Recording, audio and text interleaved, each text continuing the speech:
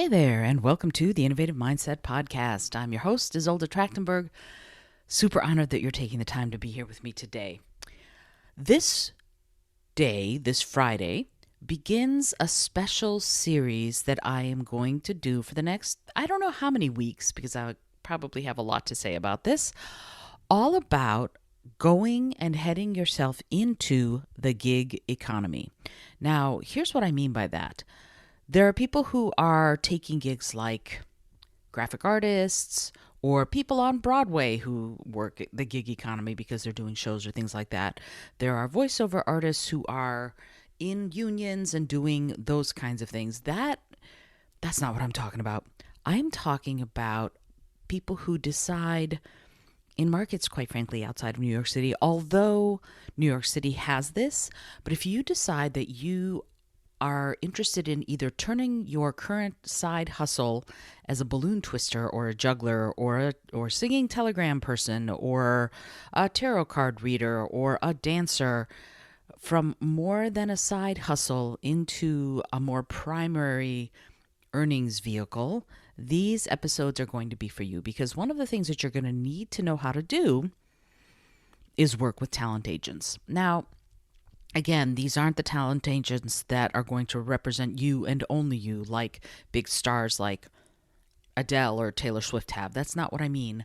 I'm talking about the kinds of talent agents who get bookings from clients, who get actually requests from clients who are holding events that they want a comedian or a magician or a palm reader or a dancer or a band, for example, and they need to find the people who can do these gigs.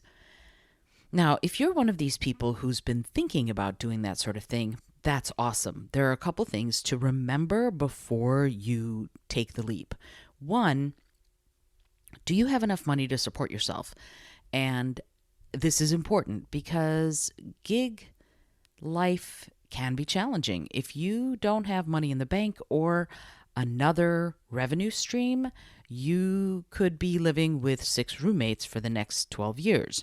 And if you're cool with that, that's great. I'm not cool with that. So before I left my full-time job when I was working at NASA many moons ago to go be a professional musician, I spent time working both. For a long time, I was working 90 to 100 hours a week because I do my NASA job for 40 hours a week. And then I was a professional musician and voice teacher outside of those hours. So as I made more money as a professional musician, I truncated my hours at NASA, for example, until I was working almost no time for NASA because I was making the bulk of my earnings being a musician and a tarot card reader and all of these other things.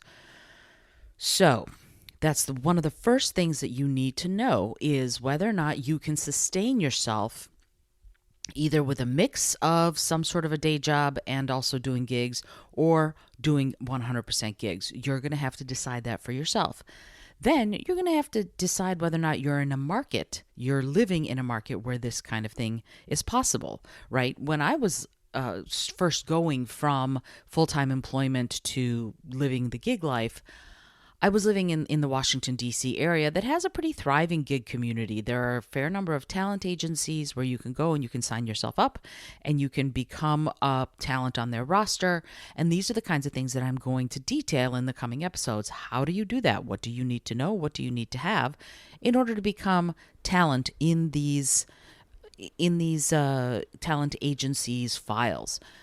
So you need to see for yourself, are you living in Chicago, or are you living in Tallahassee? Are you living in New Orleans or Seattle?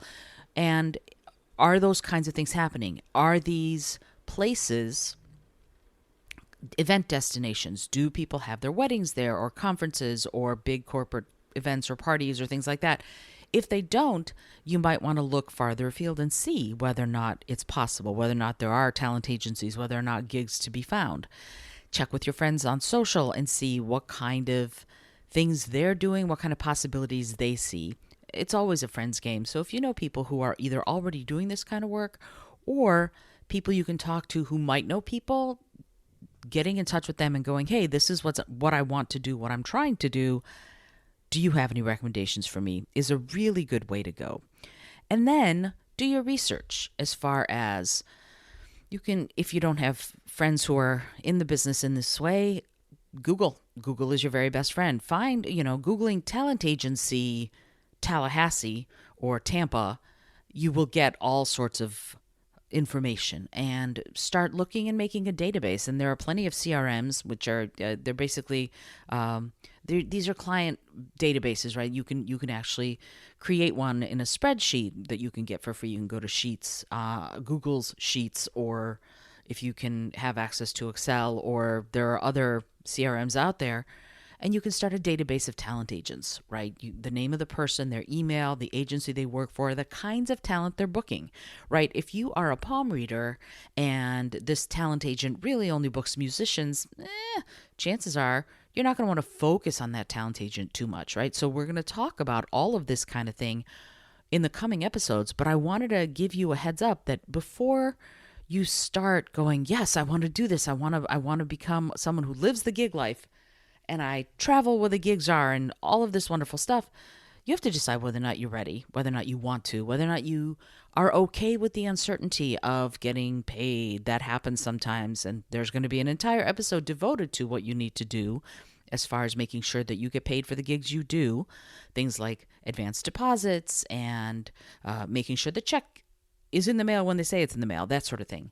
But there is a certain amount of uncertainty living the gig life. You take on extra responsibility. There's no one giving you a W-2. You might get a 1099 form for IRS taxes purposes, but there's also no certainty of a steady paycheck, and that is a big deal. It's a big deal.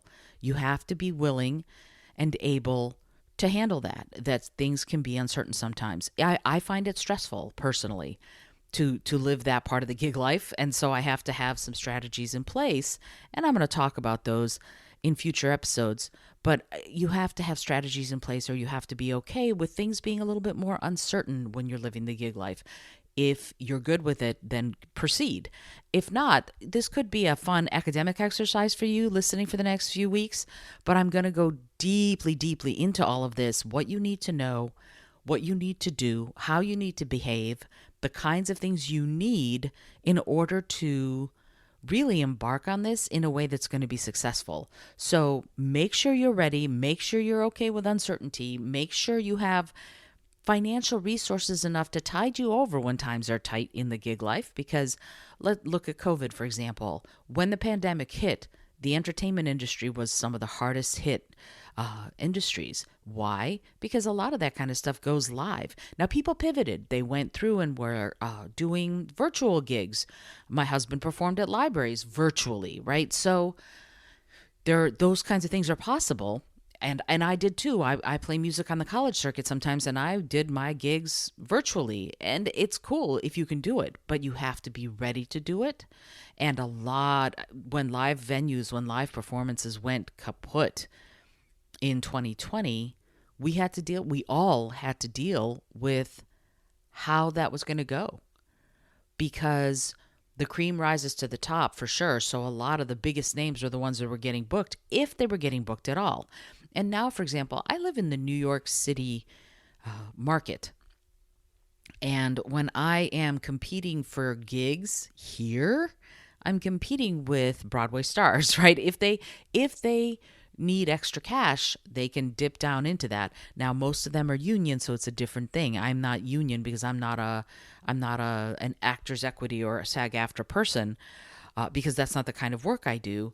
So there are certain gigs they cannot take, so people like me can, because I am not either Actors Equity or SAG-AFTRA. But it's important to note that if you're in a market where the competition is going to be fierce, the competition is going to be fierce. You have to understand that, and you have to be okay with it. You have to be okay with being the one not picked. Lots of things you have to evaluate for yourself, and maybe I'll create a little checklist or something like that. I'll see if I can manage to do that before I put this episode up. But I really want you to understand that there's a lot to be aware of and a lot to get straight on if you're going to embark on this life. It's not easy. It's worth it, but it's not easy. Alrighty, come back next week when I start talking about the nitty and the gritty about how to embark on the gig life so that you get to live the life you want to live, doing the creative stuff you love to do. Until next time, this is Isolde Trachtenberg for the Innovative Mindset Podcast, reminding you to be bold, be creative, and most of all, be kind.